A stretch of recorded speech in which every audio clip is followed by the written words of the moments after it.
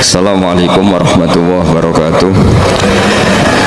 Bismillahirrahmanirrahim. Nahmaduka ya ghafuru ya syakuru. Mashalli wa sallim barik ala sayyidina Maulana Muhammadin wa ala alihi wa sahbihi asma'in. Nama ba'du.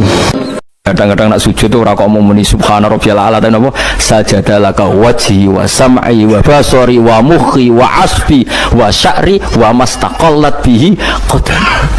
Jadi rambut itu disebut karena rambut kita ini juga hidup. Wong iso modot, paham kan? Iso kriting barang.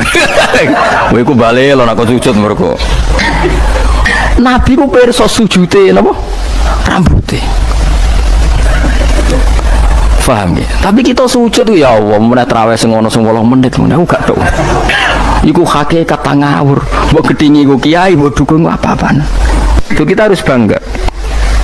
Dengan yang namanya sujud itu harus bangga. Sampai diistilahkan apa?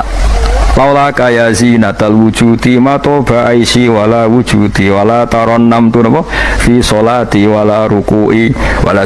Andekan ndak ajaranmu ya Rasulullah, saya ini ndak pernah menikmati sujud dan tidak pernah nikmati ruku'. Jadi syarat saya sujud itu ora sekedar kowe metek anggota itu mboten, harus ada taronnum, harus ada kenikmatan yang luar biasa. Karena sujud ini yang menjadikan kita nanti di surga. Sujud ini yang menjadikan kita layak masuk surga. Sujud ini pula yang menjadikan kita sah disebut umat Kanjeng Muhammad sallallahu alaihi wasallam. Ciri utama umat Nabi ora kok kemenangan politik atau kemenangan dunia mboten, tapi tarohum ruk'an sujada. Umat yang kamu lihat sebagai yang rukuk, sebagai yang sujud. Artinya apa? Kalau Nabi yang soleh diriwayatkan orang soleh, pasti riwayatnya tentang sujud, tentang rukuk. Paham ya? Bareng Nabi diriwayatno LSM sing liberal. Nabi itu tokoh yang menerima semua pihak. Diceritakan Nabi perjanjian dengan orang kafir, kerjasama dengan orang kafir. Lho kok entuk wae dalil. Untuk kondi wae. Aku kadang ya gumun aku sing ngalem ora roh iku roh iku untuk kondi. Aku kadang heran. Kadang takok mbek wong, niku kitab napa? Mbok Gus kula ya jare bar.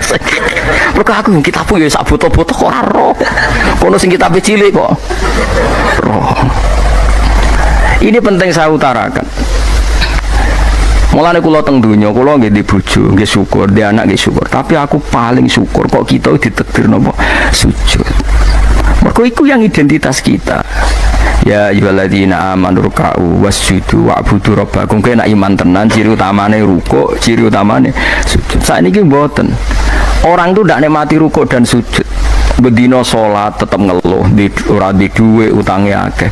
Mestinya ketika nganggap sujud itu segala-galanya, ditakdir sujud itu senengnya bukan Nabi itu nak nyifati sujud saking senengnya. Hatta takuna sajdatul wahidah khairan minad dunya ma fiha. Sehingga satu sujud lebih baik dari dunia dan seisinya. Coba sekarang, nanti kamu di akhirat, identitas kamu yang menjadi sah masuk surga itu hanya sujud kamu.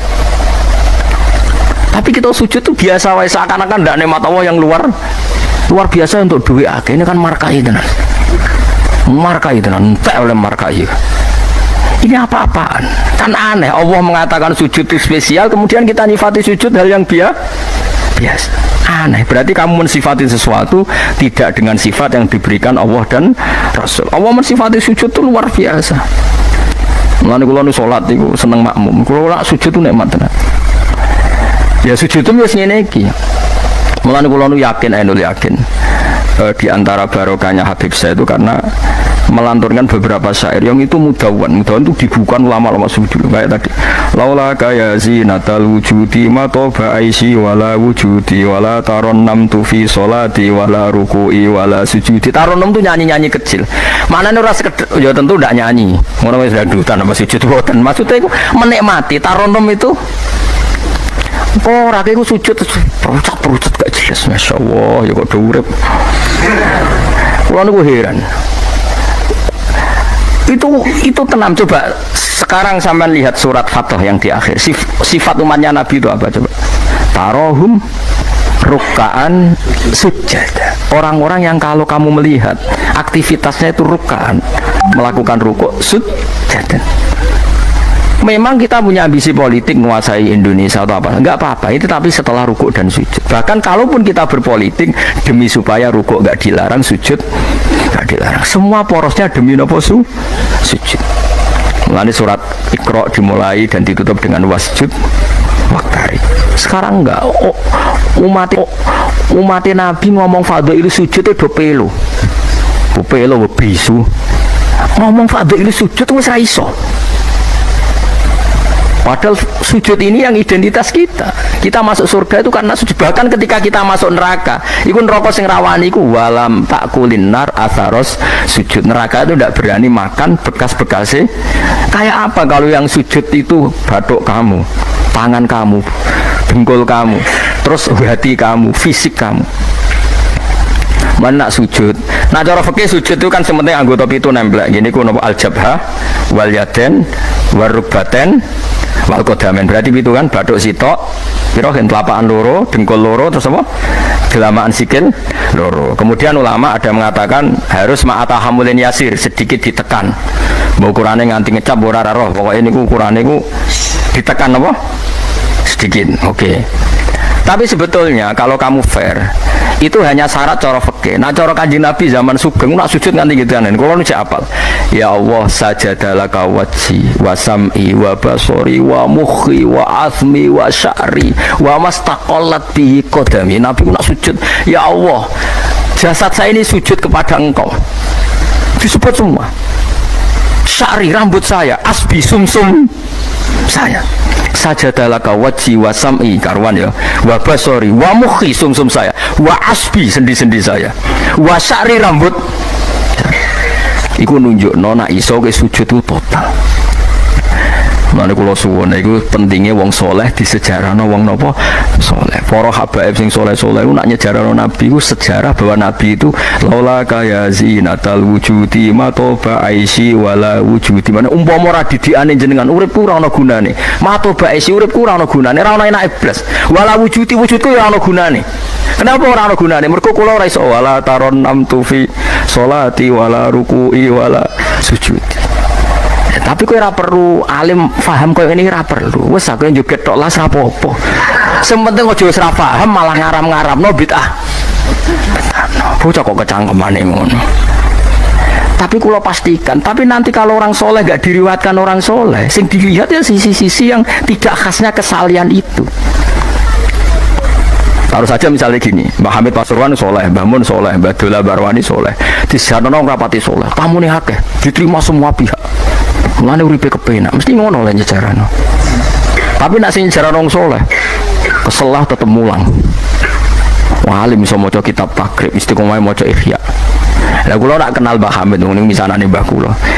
Santri-santrine sing saleh nyetano, Mbah Hamid wis ora tau karek iku salat tahajud, nak duha ning kene, senengane maca burda. Bapak kenangane senane dijak ning kamar, dijak ngaji tafsir. Ya mesti seputar kesalehan. Diceritakno wong rapati soleh kebesaran tamune wae wong rono pejabat yo sapa wae top manane tamune akeh bar lan ngono ae presiden menteri gubernur tamune akeh artis yo tamune akeh. Makanya aku lebih kepengin besok sejarahnya orang soleh itu orang soleh harus ikut ngomong biar tahu sejarah khasnya antar orang apa, termasuk tadi nyifati Nabi itu laula kan apa ya zinatal wujudi matoba aisi wala wujudi wala taron namtu fi sholati wala ruku'i. Anakku lo Hasan tasbihah terus anakku lo sing cilik jenenge Milan niku kula kan ngapal lo sak nazuman Imam Syafi'i padahal iki alit ya alhamdulillah do apal. Imam Syafi'i itu, Imam Syafi'i mau ahli fikih kok sampeyan niku mboten, dekne yo ahli tasawuf ahli hakikat. Niku nazuman sing kula akan ngapal niku Imam Syafi'i niku. Laqad mananta ala qalbi bi ma'rifatin bi annaka wahuzul ala'i wal qudusi. Wa ma taqallabtu min naumi wa fi sinati illa wa dzikruka bainan nafsi wan nafasi. Ya Allah, sungguh nikmat Engkau itu besar karena Engkau memberikan aku satu kenikmatan. Di mana kenikmatan itu saya tahu bahwa Engkau adalah Dzul Ala'i wal Qudusi, zat pemberi nikmat dan yang suci. Wa ma taqallabtu min naumi wa fi sinati, kula niku turu ora tau molak-malik awakku. Ora tau molet corong Jawa. Illa wa dzikruka bainan nafsi wan nafasi, kecuali saya ingat Engkau di antara nafas-nafasku ini. Orang soleh meriwayatkan kesalian jadi wa ma taqallabtu min naumi wa fi sinati illa wa dzikruka bainan nafsi wan nafasi. Jadi tapi enggak, sekarang agama itu diceritakan orang-orang yang gila politik, gila kekuasaan. Kita harus kuat. Ya bagus, kita juga nggak ingin ngalami kayak Rohingya, paham ya? Makanya yang soleh-soleh pun jangan anti politik, goblok ya anti politik. Gobloknya tadi, gue misalnya ramelok politik, sing kuasa orang-orang non muslim, dong fasik terus sholat dilarang, pengajian dilarang, kacau. Lo tenan, kalau ketua partai-partai politik cara kan nyucup kalau bukan biaya no gunanya. Tapi nak kon iman tak gelem bodoh ini bolak-balik. Tapi kita harus hormat biaya menjadikan Islam itu di Indonesia nggak dilarang-larang, nggak dikuyo-kuyo karena penguasanya adalah orang apa? Islam. Tapi coba imani teman-teman bodoh ini yo. Bolak-balik bos fatake raras pokoknya bongson. Makanya ini penting sekali. Makanya saya kemarin itu seneng banget sampai surat Sajdah. Ngaji kita adalah ditakdir sampai surat apa? Sajdah. Di mana surat ini mengatakan innama yu'minu bi ayatina alladzina idza dzukiru biha kharru sujada. Orang-orang mukmin sejati adalah orang ketika dibacakan ayat Allah itu langsung nopo? Sujud. Tentu sujud ini bisa sujud fisik kayak kita pas sholat, termasuk bisa sujud pikiran, sujud hati, sujud macam-macam.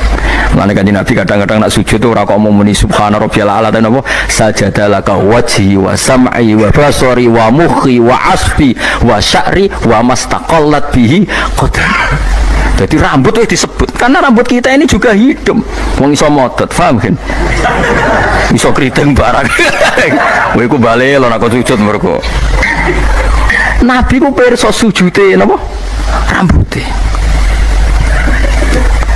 Paham ya? Tapi kita sujud ya Allah, meneh traweh sing ana 10 menit ngono aku gak tau. Iku hakikat ngawur. Mbok gedhingi ku kiai, mbok dukun apa-apaan. Tapi wong sing makome ngene iku nek iso iku dadi imam. Kok nanti wonten cerita teng daerah kula wong saleh alim dadi imam. Imami Jumatan.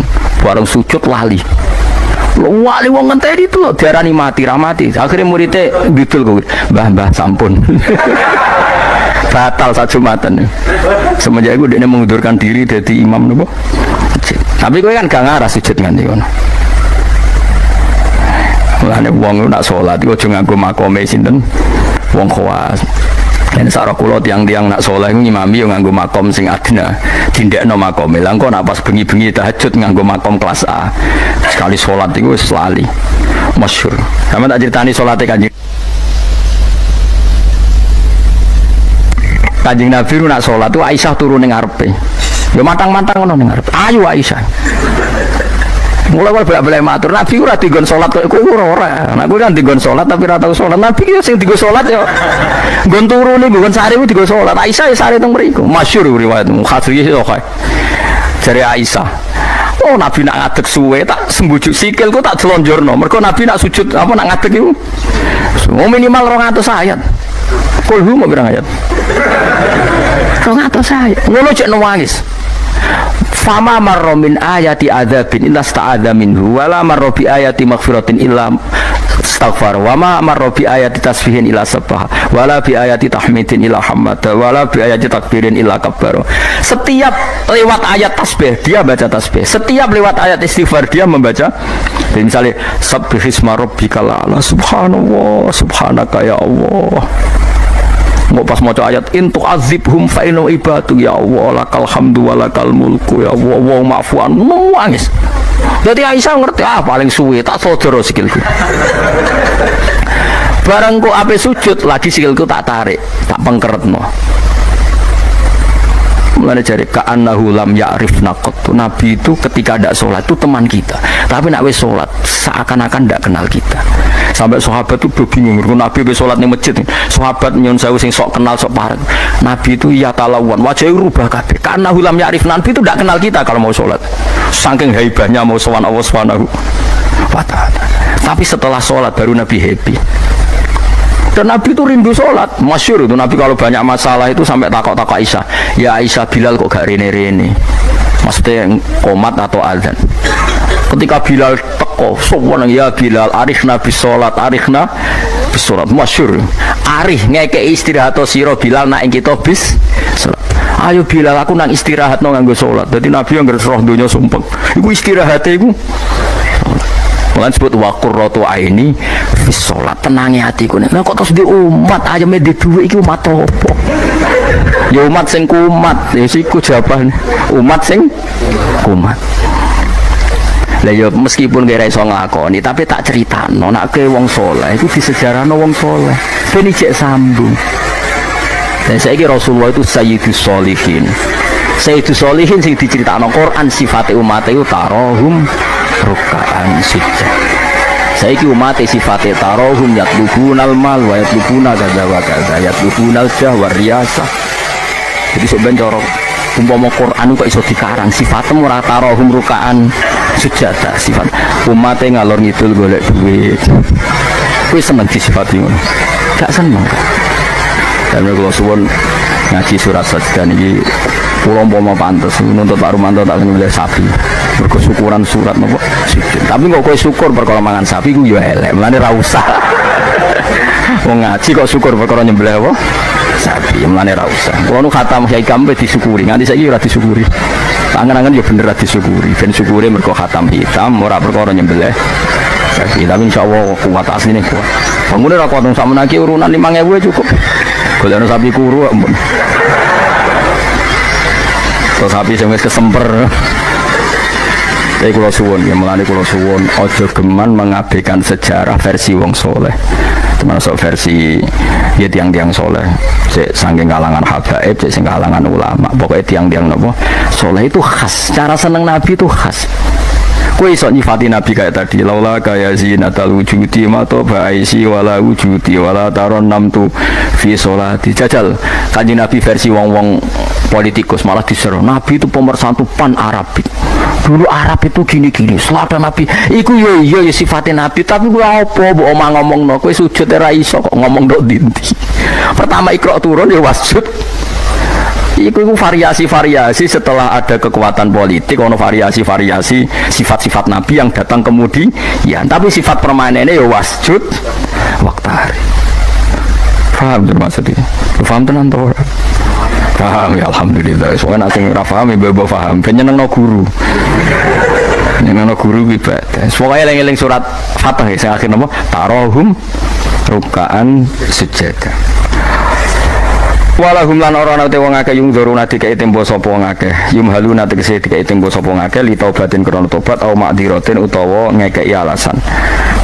Fa'arid mongko mengo sira anhum sanging kufar wan tadzir lan ngenteni ana sira misale inzalal adzab ing turune siksa bimiklan kufar innahum sa'dana wong kafir ya muntadziruna ngenteni sapa wong kafir bika ing sira wong kafir ngenteni misale hadis samautin ing terjadine kematian atau anyare kematian au qatin utawa terjadine pembunuhan. Bismillahirrahmanirrahim. Afaman kana mu'minan kaman kana fasiqo afaman kana mu'minan kaman kana fasiqal la yastawun ammal ladzina amanu wa amilus solihati falahum jannatul ma'wa nuzulam bima kanu ya'malun wa ammal ladzina fasaqu fama'wahumun nar kullama aradu ay yakhruju minha u'idu fiha wa qila lahum dhuqu 'adzaban nar Zuku azaban naril ladzi kuntum bihi tukadzibun.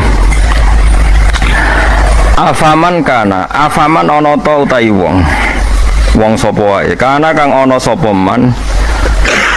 Ana iku mukminan, iku wong sing mukmin, sing percaya kebenerane Allah lan Rasul.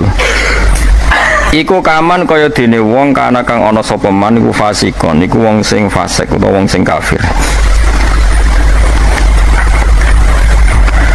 Kula baleni malih. Afaman ana ta wong kana kang ana sapa man iku mukminan mukmin. Manane mukmin iku benerno apa sing digawa Allah lan Rasul. Iku kaman kaya dene wong kana kang ana sapa man iku fasikon iku fasik utawi kafir. La yastawun, ora padha sapa wong mukmin lan wong fasik. Ail mukminuna tekse pira-pira mukmin wal fasikuna lan pira-pira fasik.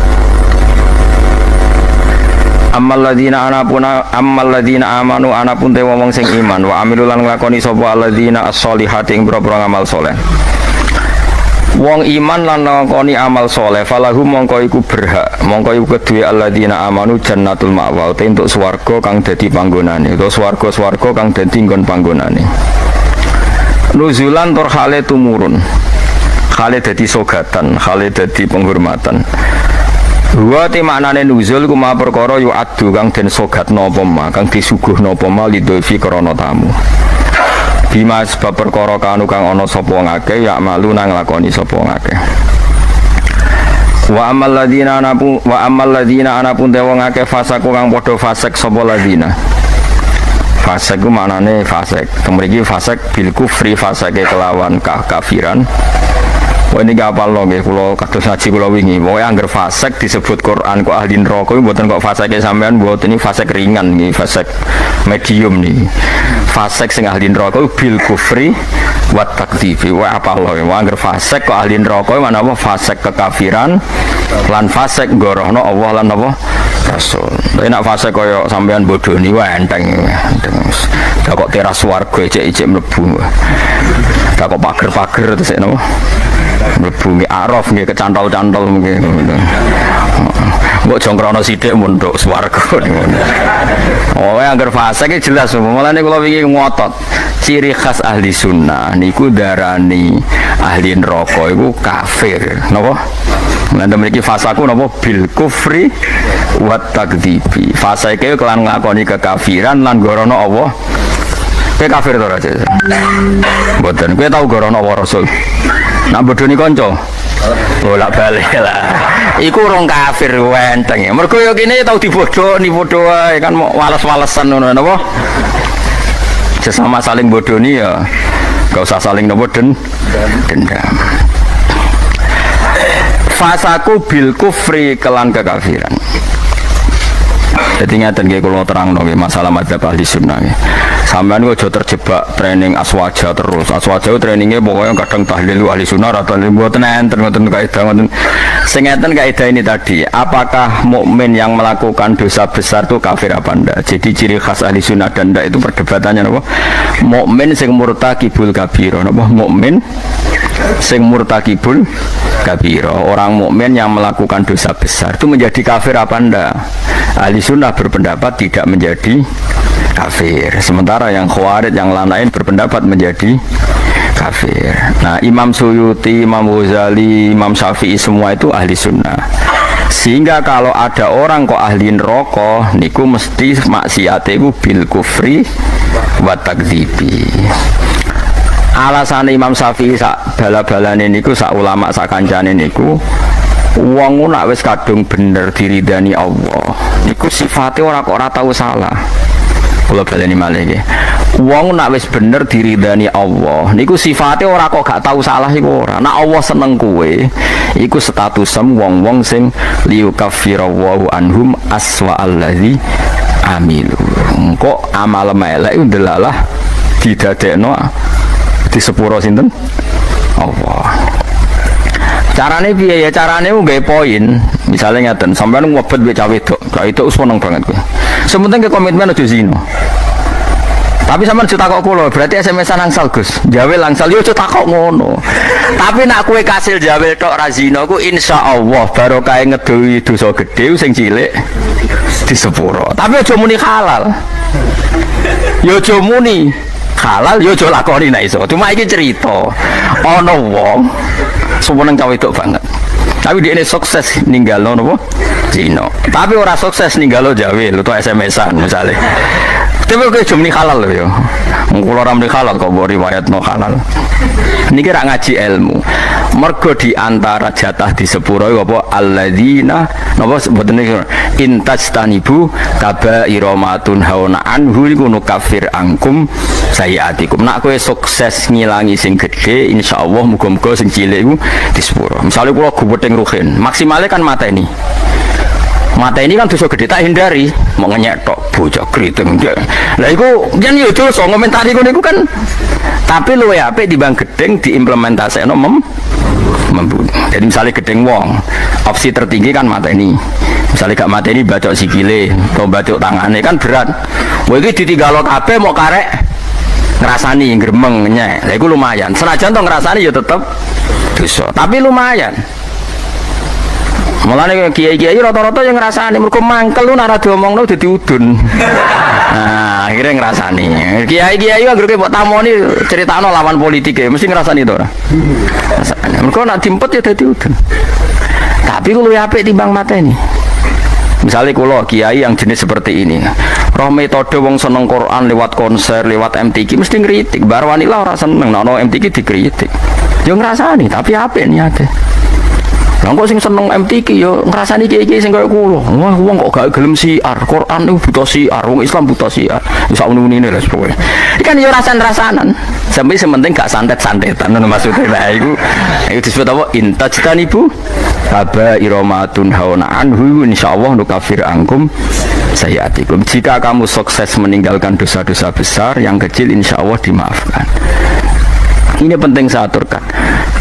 Nah, kalau orang baik itu syaratnya tidak pernah dosa, berarti sekali dosa dia jadi kafir. Ini masalah bagi ahli sunnah. Nah, ini penting kalau atur. Mereka ceritanya ngeten, wong nak bakate soleh, mabuknya di masjid. Bodoh nih yo santri, mereka dia ini orang duwe konco geng. Akhirnya korbannya yo santri. Mereka dia ini bodoh nih, wong liya, wong abangan, preman, orang kenal. Si dikenali santri. Akhirnya korban bodoh nih yo. Ya kalau kiai bodoh nih wong ya bolak-balik.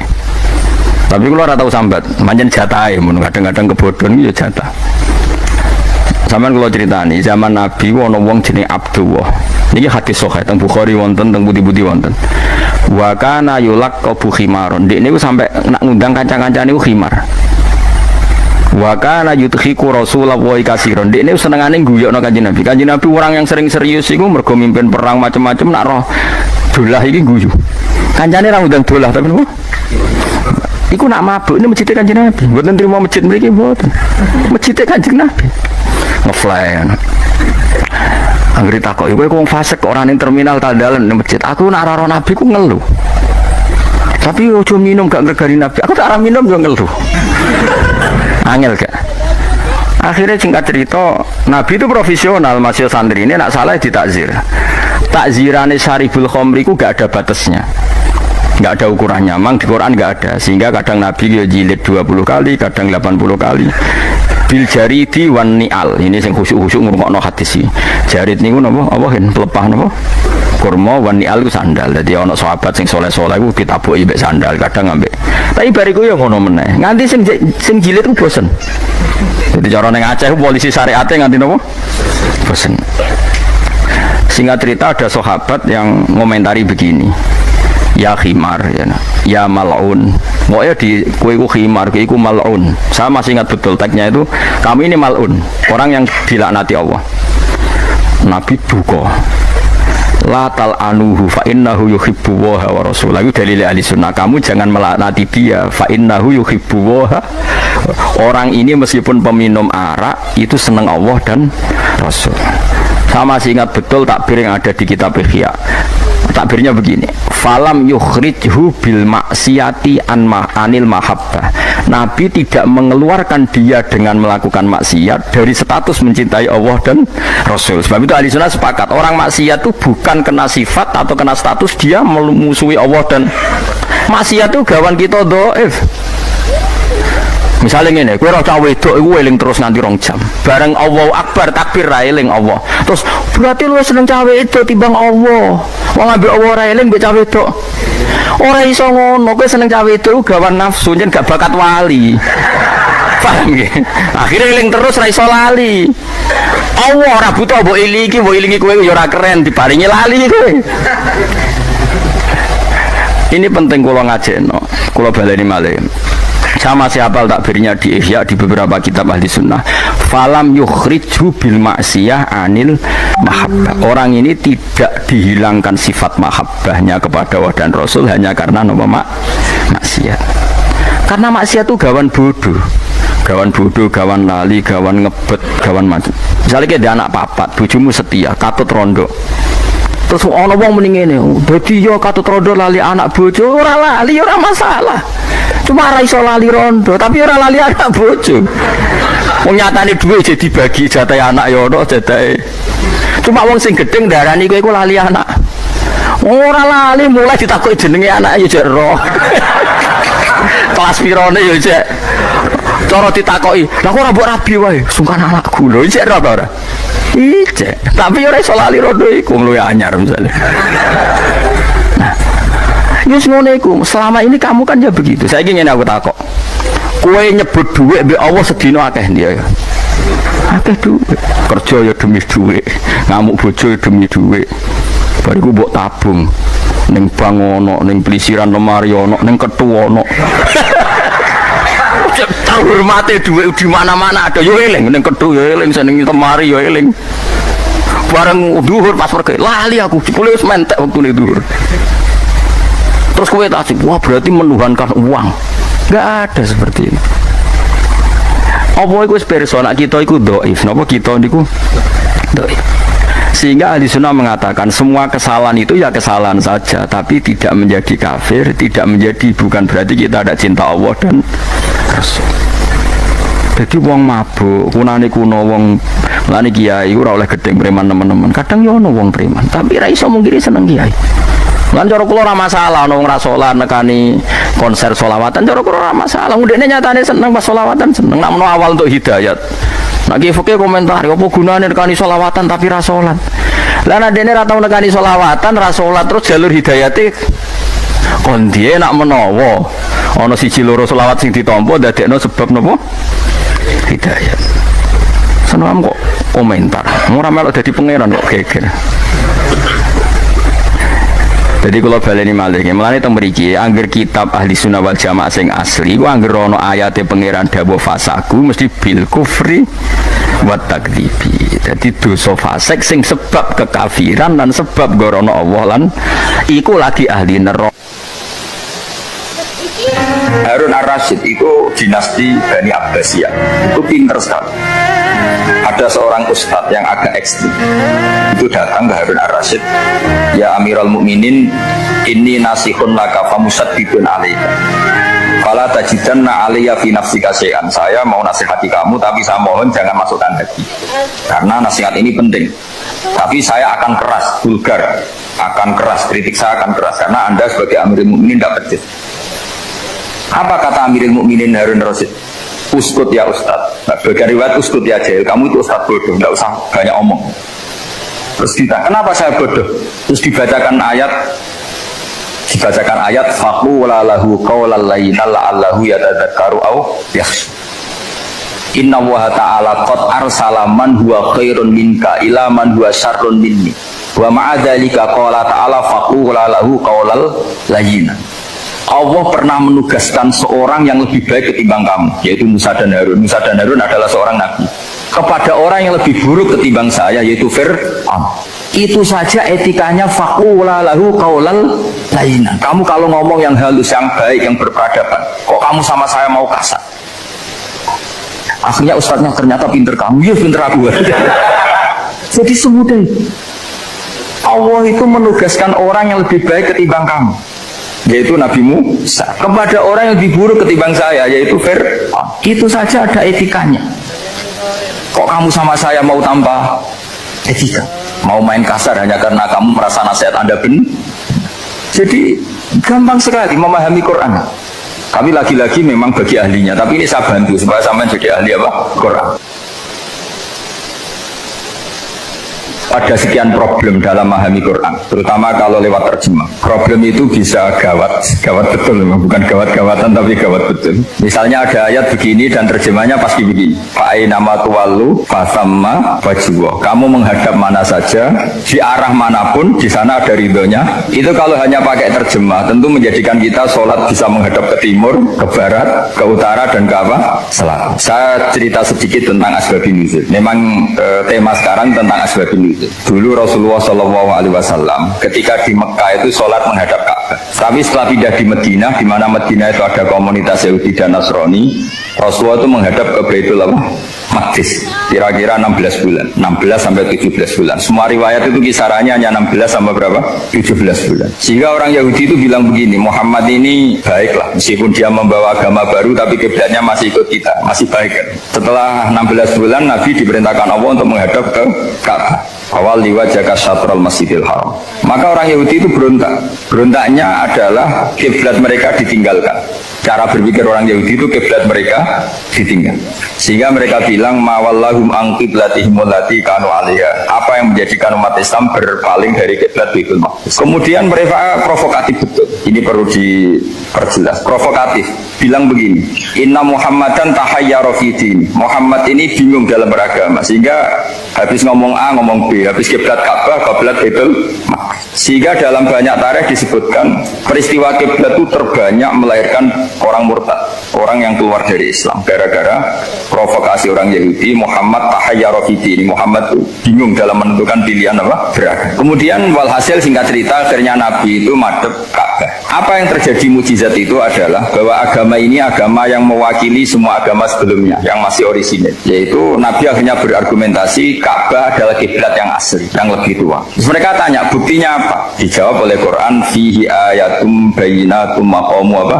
Ibrahim. Ka'bah bukti tertua adalah di situ ada makam Ibrahim. Makam itu jejak kaki. Ya, kalau bahasa Indonesia makam itu kuburan, kalau dalam bahasa Arab maqam itu jejak apa? Jejak. Sehingga diketahui oleh sejarah, dibuktikan di situ ada jejak kaki siapa? Nabi Ibrahim. Sementara nisbatnya Baitul Maqdis itu adalah kepada Nabi Musa dan Nabi Harun. Yang ini adalah turunan dari Nabi siapa? Ibrahim. Hikmahnya apa? Begini, sebagai bukti bahwa Baitul Maqdis pernah menjadi poros Islam atau poros Tauhid, maka Nabi Muhammad pernah disuruh menghadap ke Baitul Maqdis. Buat inget-ingetan kalau ini pernah menjadi poros apa tahu? Tapi tetap tua-tuaan masih tua apa? Nah, kenapa tua Ka'bah tadi? Karena Ibrahim adalah Abul Anbiya, bapak dari para, dan di situ ada jejak kakinya. Fihi ayatum bayyinatum maqam. Bukti itu belum cukup, dibuktikan lagi bahwa Ismail kecil itu hidupnya di Ka'bah. Kita tahu sa'i baina Safa wal Marwah adalah karena Siti Hajar sedang mencari apa? Jadi ada bukti sekian, bukti empirik bahwa Ibrahim itu kiblatnya itu Ka'bah, bukan Baitul. Sehingga ada kata-kata fihi ayatum bayyinatum maqamu. Nah, tanpa ngerti asbabun nuzul, kamu akan mengartikan fa'i nama tuwallu fasamma wajwa itu salah, karena di situ kamu menghadap mana saja, maka di situ ada ridhonya Allah. Maka para ulama memberi catatan, maksudnya begini, kamu menghadap kemana saja, asal itu yang diperintahkan Allah, maka di situ ada ridhonya Allah. Harus seperti itu maknanya, disesuaikan dengan konteks asbabin nuzul. Tanpa seperti itu tidak bisa. Dan masih banyak lagi kepentingan tentang asbabin nuzul. Jadi problem sekarang adalah banyak mufassir yang hanya mengartikan dari terjemah. Itu bahaya sekali. Jika ada orang yang menikah secara mut'ah, itu kan mirip kayak transaksi zina. Mereka berdalil famastamta'tum bihi minhunna fa'atuhunna ujurahun. Perempuan yang sudah kamu nikmati, yang penting kamu bayar. Terjemahnya seperti itu. Karena ujur itu jamaknya ujroh. Itu fatal sekali. Padahal ayat itu begini, settingannya begini, setting siakul kalamnya atau asbabun nuzulnya begini. Jadi sekaligus, memang saya sengaja ngaji dengan tema yang berat, bentuk penghormatan pada yang ngaji. Kalau temanya ringan kan kayak TPG. Begini asbabun nuzulnya begini. Wal muhsanatu minan nisa, yang awal juz 5 itu, ya kita santai aja, yang awal juz 5 itu sebetulnya maktuf, diatafkan pada ayat hurrimat alikum ummahatukum wa banatukum wa akhwatukum wa ammatukum wa kholatukum wa banatul akhi wa banatul ukhti. Jadi perempuan yang haram dinikah itu ada 7 yang faktor nasab, yaitu siapa? Ibu, putri, saudara putri, bulik dari bapak, amah itu bulik dari bapak, kholah itu bulik dari ibu, keponakan dari saudara lelaki, keponakan dari saudara perempuan. Ini disebut haram karena nasab gen. Kalau orang Jawa bilang hanya 4 karena ngitungnya bulik baik dari bapak maupun ibu. Kalau orang Jawa bilang kan bulik terus keponakan dihitung 1. Padahal ada keponakan dari saudara lelaki, ada keponakan dari saudara apa? Perempuan. Wa banatul akhi wa banatul ukhti. Terus kedua, haram karena rodok. Kita tahu dalam hukum Islam rodok adalah sama dengan nasab. Jadi ibu yang pernah menyusui kamu berarti jadi ibu kamu, dan saudara sepenyusuan berarti menjadi saudara kamu. Ini disebut wa ummahatukumul lati arda'nakum wa akhwatukum minar rodok. Terus ketiga, haram karena musoharoh, karena besanan. Jadi pagi ini misalnya saya nikah dengan Sri, bilang qabil tu nikah wa taswijaha bil maril matur. Setelah nikah dengan Sri ini otomatis ibunya dia menjadi mertua. Otomatis haram saya apa? Nikah. Ini namanya haram karena musuh. Atau kamu punya anak Zaid. Zaid pagi ini akad dengan Sri. Berarti Sri adalah menantu Anda. Otomatis haram bagi Anda. Itu namanya haram karena musuh, karena bisanan. Itu yang disebut waroba apa haram-haram itu kan saat terus itu wa ummahatu nisaikum, apa ibu dari istri-istri kamu. Memang ini agak jelimet, tapi memang syaratnya mufassir harus biasa jelimet. Jangan hanya nyari partai ayat-ayat untuk kepentingan partai. Wah itu ngeri. Kacau Quran dipakai kampanye. Terus itu berarti sudah 3 kan? Haram karena nasab, karena rodok, haram karena musuh. Terus yang keempat ini haram yang bukan karena sebab pada seorang perempuan tapi karena istri orang. Itu disebut wal muhsanatu minan nisa. Haram menikahi perempuan yang masih milik orang lain. Nah, orang lain yang menikahi ini istilahnya Allah adalah lelaki yang menikahi perempuan ini adalah lelaki sing muhsinina ghairu musafihin, secara nikah yang sah. Nah, nikah yang sah itu begini dalam hukum fikih Islam. Saya nikah dengan Sri, kalau hanya akad, itu saya wajib bayar mahar hanya separuh. Jadi kalau saya janji bayar 1 miliar, berarti wajib bayar berapa? 500 juta. Kalau janjinya 100 juta, hanya bayar 50 juta. Itu yang wajib bil akdi. Nanti wajib sepenuhnya nunggu bil jima. Kalau ada hubungan intim, baru wajib 100%. Jadi kalau ada di Jawa, nikah dengan seperangkat alat sholat, itu yang atasannya tok, itu wajib karena akad. Nanti bawahnya nunggu setelah hubungan apa? Intim. Nah, ini hukum Quran, bukan hukum saya. Makanya kan wa in talaqtumuhunna min qabli an tamassuhunna, terus fanis suma faradtum, hanya wajib bayar setengah. Nah, perempuan yang sudah diajak hubungan intim itu kata Allah fa'atuhunna ujurahun, maka wajib kamu bayar Jadi ayat itu tentang perempuan yang sudah dinikah, kita harus bayar berapa? Harus bayar penuh. Ini penting saya utarakan. Nah, problem kita sebagai orang Indonesia, ini juga problem Pak On, problem semua kiai. Mahar di Indonesia itu nggak bisa dibahas di Quran karena keterlaluan, kecilnya itu keterlaluan. Saya ini kan kiai, sering ngakatkan tuh sampai bosan, seperangkat alat sholat itu ngawur sekali. Ini mbak harus nggak mau gitu. Saya provokasi minimal itu ya berapa? 100 juta berapa? Pantasnya berapa? Pantasnya berapa?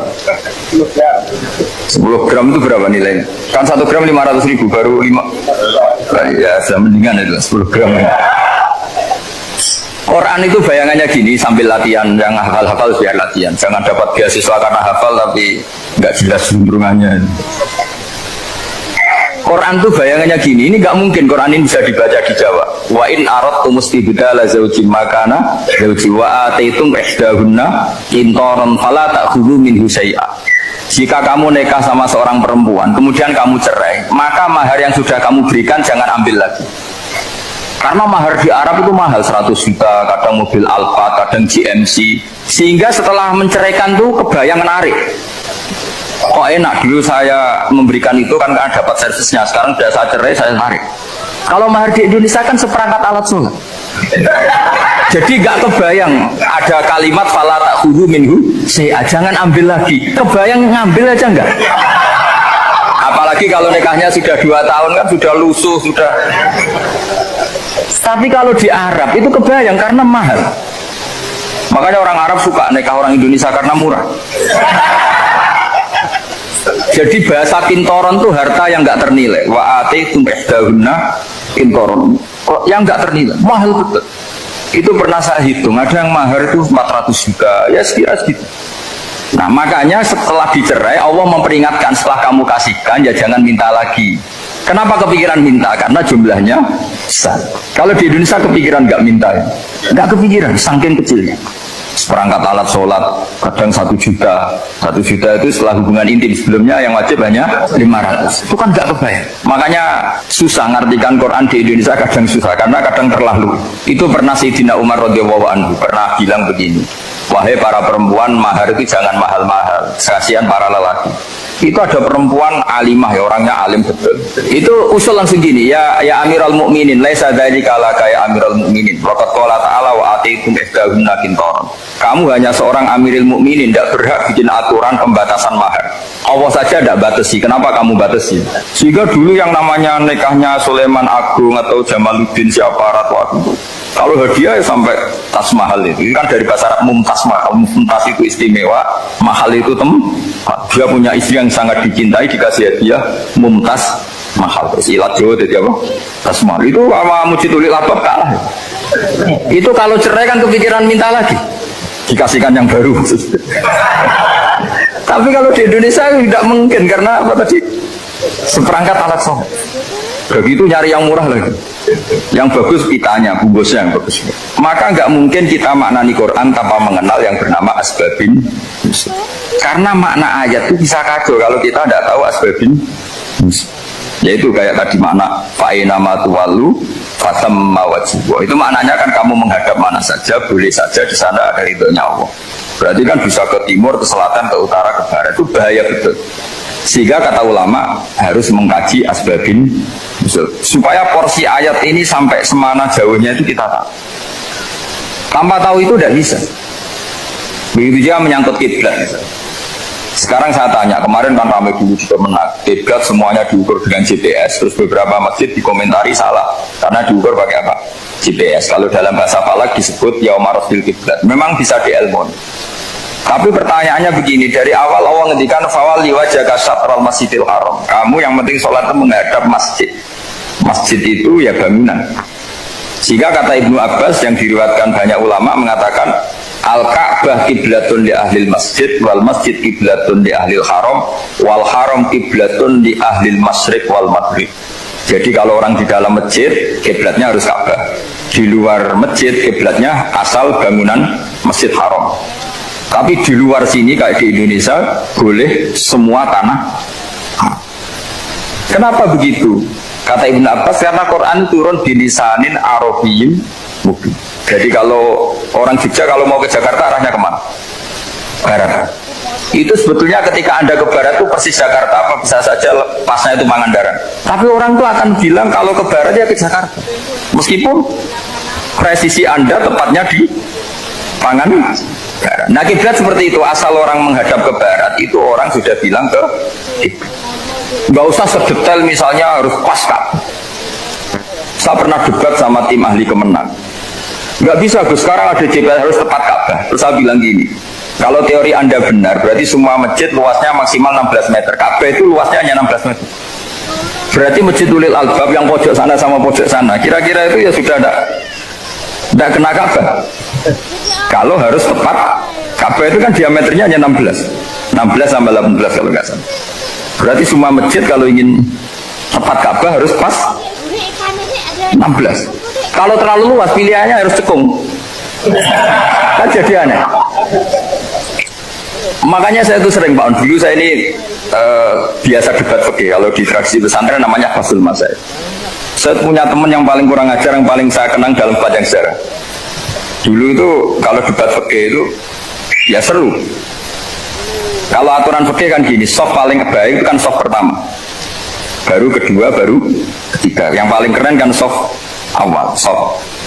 Terus teman saya bilang gini Pak, ya kalau gitu gini aja Gus, desain masjid itu memanjang utara selatan, biar semuanya soft awal. Gara-gara didesain begini kan ada soft 2, soft 3. Apa susahnya kita bikin mulai awal supaya masjid itu memanjang utara apa? Selatan, supaya semuanya soft awal. Ya kalau ada hukum ya diimplementasikan dalam desain bangunan katanya. Itu kan kacau. Terus akhirnya saya jawab, lalu setelah begitu yang paling afdol siapa? Yang dekat imam. Ya sudah, bikin cekung saja kalau gitu. Artinya gini ya, beragama itu yang sehat. Jadi beragama itu berdasar riwayat. Berdasar riwayat, pernah ada ulama yang hitung Madinah menghadap Ka'bah itu ya tidak pas. Pernah dihitung pakai GPS. Kiblat Madinah ke Ka'bah itu ya tidak pas. Tidak seperti yang pernah dianjurkan Kemenak. Karena apa? Agama ini ngikuti bilisanin Arabiyyin mungkin seperti jenengan gini. Semua ini istilahnya apa? Menghadap Gus Bah. Padahal ada yang agak sana. Semuanya ngaji sama siapa Gus Bah? Ya sudah. Istilahnya bertatap muka. Memangnya kita benturan. Ini bahasa. Jadi seperti ini semua namanya apa? Berhadap. Padahal ada yang agak samping. Ka'bah juga gitu. Sebenarnya tidak se-ekstrim yang dibayangkan orang-orang. Cuma kalau bisa tepat, ya kita harus tepat. Tapi tetap saja tidak perlu 16 meter. Nah, fa'aina ma tuwallu fasamma wajhuhu itu artinya menghadap. Menghadap itu menghadap arah. Makanya Allah tidak ada fawal liwajhaka nahwal Ka'bah, tapi fawal liwajhaka syatrul Masjidil Haram. Jadi ini penting saya utarakan supaya kita familiar dengan istilah-istilah Quran. Istilah Quran itu gampang. Nah, kalau kita kaji itu kan. Problem kita tidak pernah mengkaji, jadi semuanya asing. Kalau kita mengkaji itu gampang sekali. Saya punya sekian cerita betapa pentingnya mengkaji Quran. Harun ar-Rasyid itu dinasti Bani Abbasiyah, itu pinter sekali. Ada seorang ustadz yang agak ekstrim, itu datang ke Harun ar-Rasyid, ya Amirul Mukminin, ini nasihun laka famusaddidun alaika. Fala tajidanna aliyya fi nafsika syai'an. Saya mau nasihati kamu tapi saya mohon jangan masukkan hati. Karena nasihat ini penting. Tapi saya akan keras, vulgar, akan keras, kritik saya akan keras karena Anda sebagai Amirul Mukminin tidak pedes. Apa kata Amirul Mukminin Harun Rasyid? Uskut ya Ustaz. Bagian riwayat uskut ya jahil. Kamu itu Ustaz bodoh, tidak usah banyak omong. Terus kita, kenapa saya bodoh? Terus dibacakan ayat faqula lahu qawlan layyinan la'allahu yatadzakkaru aw yakhsha. Inna Allaha ta'ala qad arsala man huwa khairun minka ila man huwa syarrun minni. Wa ma'a dzalika qala ta'ala faqula lahu qawlan layyinan. Allah pernah menugaskan seorang yang lebih baik ketimbang kamu, yaitu Musa dan Harun. Musa dan Harun adalah seorang nabi. Kepada orang yang lebih buruk ketimbang saya, yaitu Fir'aun. Itu saja etikanya faqula lahu qaulal layyinan. Kamu kalau ngomong yang halus, yang baik, yang berperadaban, kok kamu sama saya mau kasar? Akhirnya ustadznya ternyata pinter kamu, ya pinter aku. Jadi semudah itu. Allah itu menugaskan orang yang lebih baik ketimbang kamu, yaitu Nabi Musa, kepada orang yang lebih buruk ketimbang saya, yaitu Fir'aun. Itu saja ada etikanya. Kok kamu sama saya mau tambah etika? Mau main kasar hanya karena kamu merasa nasihat Anda benar? Jadi gampang sekali memahami Quran. Tapi lagi-lagi memang bagi ahlinya. Tapi ini saya bantu supaya sampai jadi ahli apa? Quran. Meskipun ngajinya sebulan sekali. Sudah sebulan sekali tidak punya kitabnya. Sudah. Jadi ulama dulu kalau belajar Quran itu gampang sekali. Saya berkali-kali cerita. Yang kitab saya baca di rektorat itu namanya Syajaratul Ma'arif. Itu kalau cerita bikin judul itu enak sekali. Babuna fil ibad bikulil bilad. Bab seseorang di mana saja hidupnya harus bermanfaat. Terus dalilnya itu hanya mengutip makalahnya Nabi Isa, wa ja'alani mubarakan ainama kuntu. Ciri utama seorang nabi apa? Saya di mana-mana adanya berkahi orang lain. Jadi berkah bagi orang lain. Maksudnya tidak jadi problem bagi orang lain. Artinya kamu hidup entah di Jogja seperti Pak Ono orang Jember, saya orang Lembang, hidup di Jogja manfaat, di Jember ya manfaat, di mana-mana. Saya pernah di Korea seminggu ya manfaat. Saudara kita TKI yang di Korea ya manfaat, di sana bikin masjid, bikin apa. Karena ngendikane Allah menceritakan Nabi Isa siapa? Wa ja'alani mubarakan ainama kuntu. Saya adalah orang yang di mana-mana berkah. Artinya manusia eksistensinya harus seperti itu, hidup di mana saja berkah. Gampang sekali memahami Quran. Pernah Imam Syafi'i ditanya, kalau kamu nggak kehilangan air, nggak ada air di satu daerah, cari-cari dulu sampai nggak ketemu. Setelah nggak ketemu air, baru kamu boleh tayamum. Imam Syafi'i ditanya, apa dalilnya harus mencari dulu? Kalau nggak ada air ya langsung tayamum saja. Kenapa harus cari-cari dulu? Jawabnya Imam Syafi'i itu gampang sekali. Qala ta'ala falam tajidu ma'an. Kemudian kamu tidak menemukan air. Di mana-mana tidak menemukan setelah mencari. Kalau belum mencari namanya tidak tahu. Kan ayatnya kan falam tajidu ma'an. Kemudian kamu tidak menemukan air. Tidak menemukan tuh nyari dulu apa langsung ambil sikap? Nyari dulu baru kesimpulannya tidak ketemu. Kalau belum pernah nyari namanya tidak tahu. Segampang itu lama dulu memahami Quran karena konstruksinya utuh. Yaitu mereka tahu betul bahwa Quran itu bilisanin Arabiyyin. Ketika Futuhat Syam dulu itu dikuasai tentara Romawi. Era Sayyidina Umar Futuhat. Yerusalem dikuasai tentara Islam. Itu awal Sayyidina siapa? Umar radhiyallahu anhu. Ketika Futuhat mau ada pesta besar-besaran. Tapi Umar menolak. Ketika menolak, kenapa Anda menolak? Beliau hanya membaca ayat Innallaha ta'ala ayyara qauman faqala adhabtum thayyibatikum fi hayatikumud dunya. Allah itu mengkritik satu komunitas kaum yang zaman di dunia menghabiskan semua kenikmatan. Maka kita tidak perlu syukuran besar-besaran. Jangan-jangan jatah kita di akhirat kita habiskan di dunia. Itu adhabtum thayyibatikum fi hayatikumud. Semudah itu. Semudah itu ulama. Rasulullah pernah dahar, pernah makan. Makan karena 3 hari gak makan. Kalau di Indonesia gak makan nasi, gak makan daging. Sudah lama sekali. 3 hari Nabi hanya makan kurma dan air putih. Pernah Nabi gak makan roti sampai 3 hari. Kalau Indonesia mungkin gak makan nasi. Di hari ketiga ada sahabat yang berbaik hati, Nabi disembelihkan kambing, dipotongkan kambing, Nabi disuruh dahar. Itu baru dahar setengah piring, Nabi berhenti. Ketika ditanya, setengah piring itu kan sudah kuat untuk sholat, untuk apa sudah kuat. Ditanya, ya Rasulullah kenapa berhenti? Bukankah engkau tidak makan ini 3 hari? Nabi menjawab, walatus alunna yauma idzin anin naim. Semua nikmat yang saya rasakan nanti ada pertanggungjawabannya. Makanya saya tidak ingin banyak-banyak. Wah, itu kalau diterapkan di sini nggak populer. Makanya saya tahu gayanya ngaji Quran itu nggak siap dengan konsep-konsep Quran ini. Jadi segampang itu orang dulu. Nah karena apa ya itu tadi? Mereka tahu asbabun nuzul. Quran itu diturunkan dalam konteks apa? Lafaz ini arahnya kayak apa? Mutlak muqayyadnya kayak apa? Muhkam mutasabihnya kayak apa? Nasah mansuhnya kayak apa? Nah sedikit saya cerita ini mungkin contoh terakhir. Supaya agak lama-lama, nanti bingung kalau lama. Yang bingung ya saya. Bingung cara memahamkan. Jadi kalau guru itu kan bingung cara memahamkan. Kalau murid bingung cara memahami. Nggak tahu tingkat kebingungannya sama. Kalau guru itu bingung cara memahamkan. Kalau murid bingung cara. Jadi ini pertemuan 2 kelompok bingung. Yang satu bingung cara memahamkan, yang satu bingung cara. Kalau orang ekstremis bingung cara merusak suasana, itu nggak benar itu. Ada loh.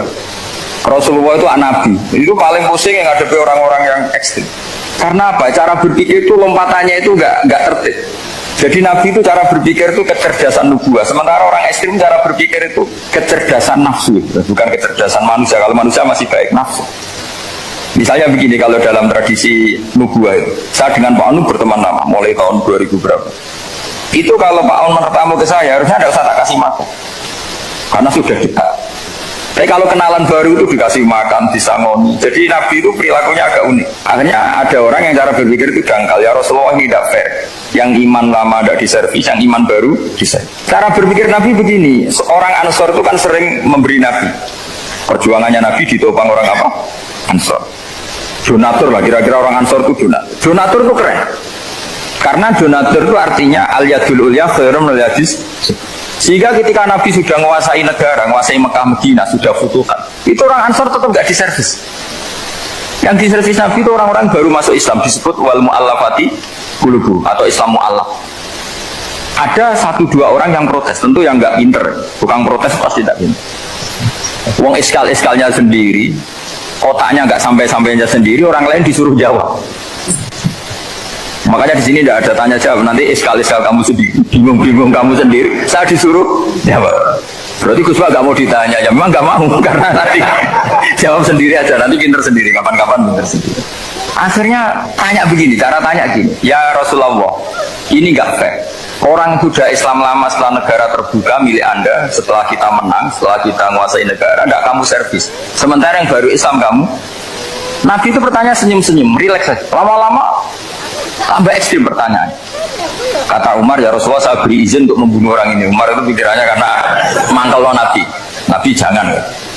Kalau kamu bunuh nanti apa kata orang banyak? Inna Muhammad dan yaktul ashabat. Dikira Muhammad membunuh sahabatnya. Nabi masih mendengar. Komplainnya masih mendengar. Lama-lama Nabi memberi penjelasan. Kamu ini orang Ansor. Kamu biasa memberi saya, memberi dana perjuangan. Memberi itu hebat. Saya tidak ingin menurunkan grid Anda. Grid sebagai pemberi, berarti kelasnya elit, sekarang menjadi penerima. Itu tidak bagus. Itu betapa Rasul ini namanya kecerdasan nubuah. Kalau orang biasa memberi, biar memberi saja, supaya dia tetap heroik, tetap patriotik, tetap keren, karena mentalnya pemberi. Jangan sampai dari mental memberi kemudian mentalnya peminta. Jadi kalau Pak On jadi tim suksesnya Pak Jokowi, dia tidak minta-minta. Kalau dulu kampanye, ya kampanye saja, biar memberi terus nggak pernah minta, meskipun akhirnya ya gelong. Tapi Nabi dulu tidak gitu. Jadi orang Ansor itu nggak pernah diservis, padahal jasanya kayak gitu, supaya kelasnya tetap kelas elit, yaitu pemberi, penanggung. Nabi gak ingin orang Ansor turun grade menjadi penerima. Orang-orang yang cerdas nubuah menerima konsep Nabi seperti itu. Tanya sama Pak On, saya dan terjemahan UI itu puluhan tahun sama Pak Jun. Itu beliau ke kontrakan saya ke rumah beliau. Tidak pernah berharap apa. Saya sangat tertutup. Bukan apa-apa ya, kalau ingin memberi saja. Kontribusi saya pada Al-Quran, saya tidak kepikiran mendapat. Supaya heroik. Tapi orang-orang yang cerdas amatir tadi, ini nggak fair. Wong yang memberi lama kok dapat servis sedih. Nah, sekarang itu problem zaman akhir sudah mulai seperti itu. Nah, orang ini namanya Dzul Khuwaisirah. Ini yang nanti punya anak turun Khawarij. Khawarij itu orang yang ibadahnya hebat, tapi cara berpikir dengan buah salah. Orang lagi Khawarij itu orang ibadahnya hebat, tapi cara berpikir buah salah. Nubuah itu unik. Nubuah itu cara berpikir tadi. Apa ya? Melihat sesuatu yang benar biar benar terus itu. Yaitu tadi, mental memberi itu ya biar memberi terus, tidak usah di-share. Maka ketika Abu Bakar jadi khalifah Rasulullah, itu ada sistem kepegawaian. Itu gajinya Umar yang sudah Islam lama, gajinya Abu Bakar yang sudah Islam lama, itu sama Abu Sufyan sama, padahal Islamnya Abu Sufyan baru setelah di Mekah, kira-kira baru setahun. Terus diprotes sama orang-orang, ini Islam lama kok gajinya sama Islam yang baru setahun kok sama. Kata Abu Bakar, fadhailuhum indallah, mereka punya kelebihan Islam lama itu indallah, nanti balasannya biar surga. Kalau di dunia sesuai profesinya. Artinya profesi, kalau penjaga kantor ya berapa, kalau dosen berapa, pokoknya ya sudah. Dan itu diterima oleh sahabat, semuanya menerima konsep itu. Era Umar agak dibalik. Abu Sufyan kira-kira gajinya 1 juta, yang lainnya yang menangi Nabi mulai awal gajinya 10 juta. Ditanya, ya Umar, kenapa ini jadi rubah seperti kebijakan Abu Bakar, tidak seperti Abu Bakar? Jawabnya Umar lucu. Fawwah la usawwi baina man qatala Rasulullah wa baina man qatala ma'a Rasulillah. Demi Allah, saya tidak akan pernah menyamakan orang yang dulu merangi Rasulullah, yaitu Abu Sufyan, dengan orang yang selawase dari Rasulullah, yaitu Sayyidina Ali dan sebagainya. Ini penting. Artinya ketika gajinya orang saya seperti Ali radhiyallahu anhu itu tinggi, itu bukan karena lamanya Islam, tapi karena lamanya iman. Jadi mulai dulu istihad itu ada, dan dulu dia biasa saja. Karena tadi ada kecerdasan nubuah. Saya ulang lagi, ada kecerdasan apa? Sekarang itu kecerdasan toma atau kecerdasan nafsu. Itu kalau sampai ngaji kitab tasawuf, itu bab bakhil itu tidak ada. Menurut kitab tasawuf, medit itu tidak ada, kikir itu tidak ada. Yang ada itu toma. Toma itu berharap dikasih orang lain. Sampai pernah nggak bilang kalau artis-artis di Jakarta kikir? Tidak pernah, karena kamu tidak pernah ingin diberi. Tapi kalau kamu punya pacar, karena kenal tidak pernah ditraktir, pacar saya kikir, karena kamu ingin diberi. Pernah nggak kamu hukumi orang lain kikir yang nggak kenal? Padahal tidak pernah memberi kamu. Apa? Karena kamu tidak pernah Coba sekarang kamu saya tanya, ini latihan cerdas. Definisi kikir itu apa tuh, Pak? Nggak pernah memberi kamu kan? Artis-artis Jakarta, tokoh-tokoh nasional pernah nggak memberi kamu? Enggak kan? Tapi tidak pernah kamu vonis kikir, karena kamu tidak pernah toma. Tapi pacar kamu, kok aman ditraktir terus, atau istri kamu, atau mertua kamu, kok udah ngasih warisan, kamu bilang kikir kan? Sebabnya kikir betul apa karena kamu toma, berharap? Toma. Maka di kitab tasawuf itu gak ada bab kikir, yang ada bab toma. Karena asal usul menvonis orang kikir itu karena tama. Maka jangan banyak kenal orang, nanti banyak hukum kamu. Sombong juga gitu, di tasawuf itu gak ada bab sombong. Karena orang hukumi orang lain sombong itu karena kamu ingin dihormati. Ada orang gak kenal, terus lewat saja gak tanya kamu bilang sombong enggak kan? Tapi kalau kenal, oh sombong betul, kenal gak tanya kan gitu. Jadi tasawuf itu sisi unik dari terus ingin kenal Pak Jokowi menjadi menterinya, nanti kenal rektor ingin jadi pegawainya. Ketika gak diturutin bilang Pak Rektor kikir. Tapi orang lain ya gak pernah berharap. Mungkin gak menvonis Pak Rektor atau Pak On ini kikir, enggak kan? Berarti vonis kikir itu status orang itu apa gak kesampaian niat kamu? Memang agak jelimet ilmu tasawuf itu, tapi itu unik. Itu bagian dari khazanah apa? Islam. Makanya Rasulullah itu sering istiadah minta perlindungan wa min toma'in fi ghairi matma'in. Ya Allah, saya tidak ingin berkeinginan yang tidak layak. Coba kamu protes negara itu karena apa? Ingin makmur sejahtera tanpa kerja, sehingga nyalakan menteri keuangan, menteri ini itu. Makanya kalau guyonannya ulama tasawuf gini, tak beri bocoran, guyonannya orang tasawuf begini guyonannya. Anta lam tajid min nafsika kullama turid fa kaifa turidu min ghairika kullama turid. Kamu yang punya keinginan saja tidak bisa memenuhi apa yang kamu inginkan. Kenapa keinginan itu kamu timpakan ke orang lain untuk memenuhi kamu? Wong kamu yang punya keinginan saja tidak bisa mewujudkan. Kenapa keinginan Anda kamu timpakan, bebankan orang lain untuk memenuhi keinginan Anda?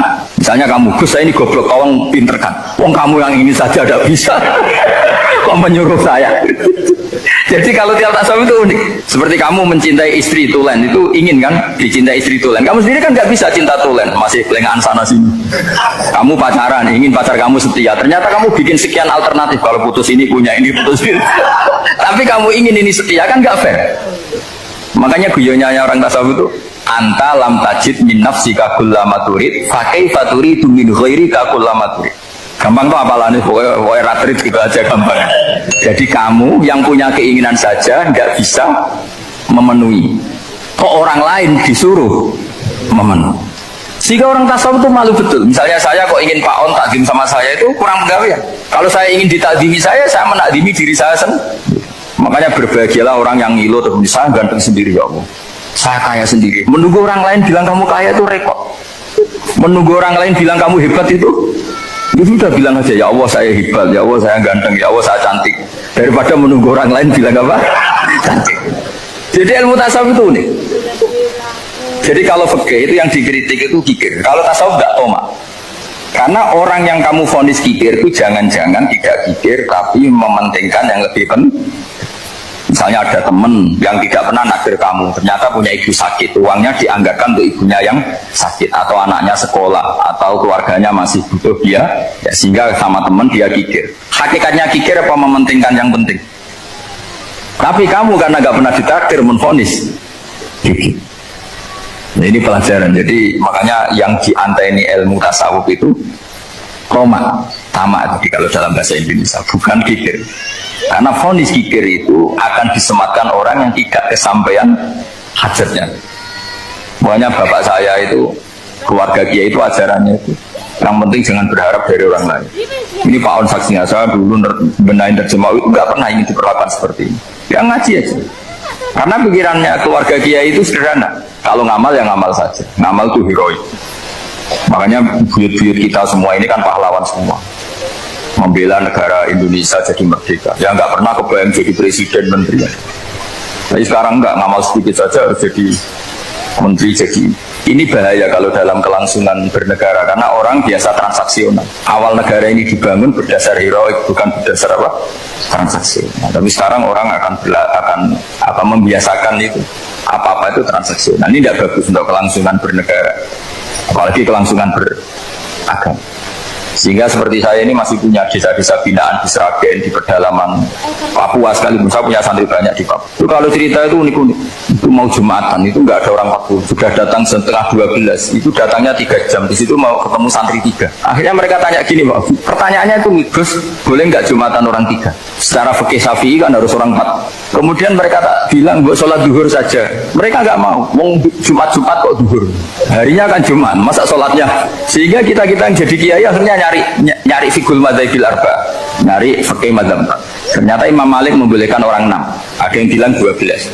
Yang penting keceluk jamun itu kelompok. Kalau 3 kan belum keceluk apa? Belum disebut apa? Ini penting saya utarakan supaya kita berjuang itu bukan karena selfie seperti ini. Tapi yang namanya dakwah itu menjadikan orang tidak tahu menjadi tahu, termasuk kepada desa-desa tertinggi. Sama, yang namanya menteri itu pembantu presiden untuk memenuhi kebutuhan rakyat banyak. Sekarang misalnya menteri pertaniannya itu hebat, cerdas, tapi petani nggak mau nandur padi, mau apa itu? Coba yang membantu ketahanan pangan itu para petani mau nanam padi apa karena menteri pertanian? Karena petani mau nanam, ya sudah GR saja, kita pembantu presiden semua. Karena ikut menyumbangkan ketahanan pangan. Tapi kamu kan nggak digaji, kita keren, ngamal tambah harap gaji. Ini penting supaya Anda itu nggak hati kecil gitu. Ikut menyumbang negara tanpa ingin dapat gaji. Keren nggak? Nah, itu nubuah. Apa? Nubuah. Orang Ansor itu seperti itu. Sehingga ketika Rasulullah wafat dan ada kompetisi kepemimpinan, itu orang Ansor gak ikut. Sudah kita makmum saja, silahkan dibagi di saking baiknya orang Ansor. Nah, makanya saya ulang lagi ya. Kecerdasan nubuah ini yang nggak dipahami orang Khawarij. Orang Khawarij cara berpikir yang kerja banyak harus dapat